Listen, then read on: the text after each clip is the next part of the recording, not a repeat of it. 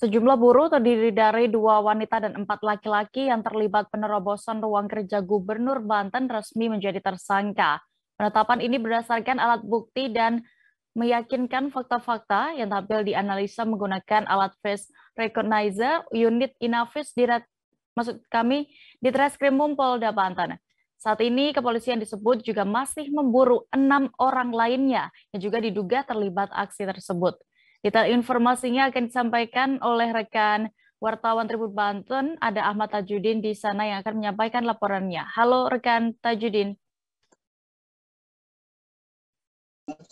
Halo Rendia dan rekan Tajudin, silakan bisa Anda jelaskan terlebih dahulu mengenai penetapan tersangka terhadap 6 orang buruh. Apakah mereka saat ini juga sudah ditahan seluruhnya, semuanya, atau bagaimana? Baik rekan Dea dan Tribuners, perlu diketahui bahwa pada kemarin, pada hari Senin kemarin, Polda Banten mengungkap kasus di mana ada sekitar 6 orang buruh ditetapkan sebagai tersangka oleh Ditreskrimum Polda Banten, di mana 6 buruh ini ditetapkan sebagai tersangka karena telah menerobos masuk di ruangan Gubernur Banten dan juga menduduki kursi kerja Gubernur Banten, di mana 6 tersangka ini ada 2 perempuan dan 4 laki-laki, di mana 4 laki-laki berinisial AP dari Tangerang, kemudian OS dari Tangerang, dan juga SH dari Cilegon, serta MHF dari Pandeglang. Sedangkan yang 2-nya lagi berinisial SR, seorang perempuan dari Tangerang, dan juga SWP dari Tangerang, perempuan.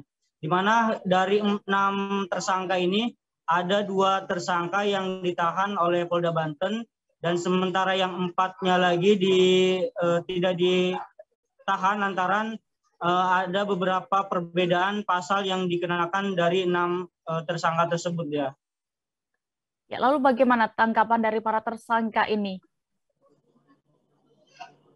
Baik, untuk tanggapan dari tersangka yang ditetapkan sebagai tersangka ini, ada beberapa perwakilan yang mengungkapkan bahwa mereka mengungkapkan permintaan maaf kepada Gubernur Banten, di mana ketika mereka melakukan aksi menduduki kantor Gubernur Banten pada tanggal 22 Desember itu merupakan spontanitas para buruh, di mana para buruh mengatakan bahwa mereka dijanjikan untuk bertemu dengan pimpinan Provinsi Banten, namun pada waktu yang ditentukan mereka belum saja kunjung ditemui, sehingga aksi menerobos tersebut kemudian terjadi, dan hal-hal yang mereka lakukan di kursi Gubernur Banten menurut pengakuan merupakan spontanitas mereka yang dilakukan, tidak bermaksud untuk menghina ataupun berbuat hal-hal terhadap Gubernur Banten.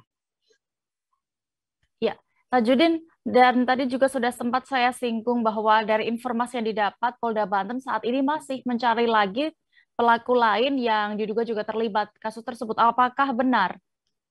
Baik, untuk perkembangan saat ini, di mana dari 6 tersangka tersebut, Polda Banten masih melakukan penyelidikan dan masih mencari ada oknum lain yang masih diburu oleh Polda Banten, di mana dari keterangan Polda sendiri ada sekitar 6 orang lagi yang saat ini sedang dilakukan pencarian untuk dilakukan memintai keterangan, di mana 6 orang ini telah terlibat dalam aksi menerobos kantor Gubernur Banten, dan di mana dalam video yang viral tersebut 6 orang tersebut masih dicari oleh Polda Banten untuk dimintai pertanggungjawaban atas aksi yang dilakukan menduduki ruang Gubernur Banten dia.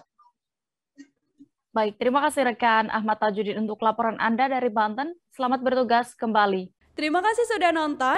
Jangan lupa like, subscribe, dan share ya.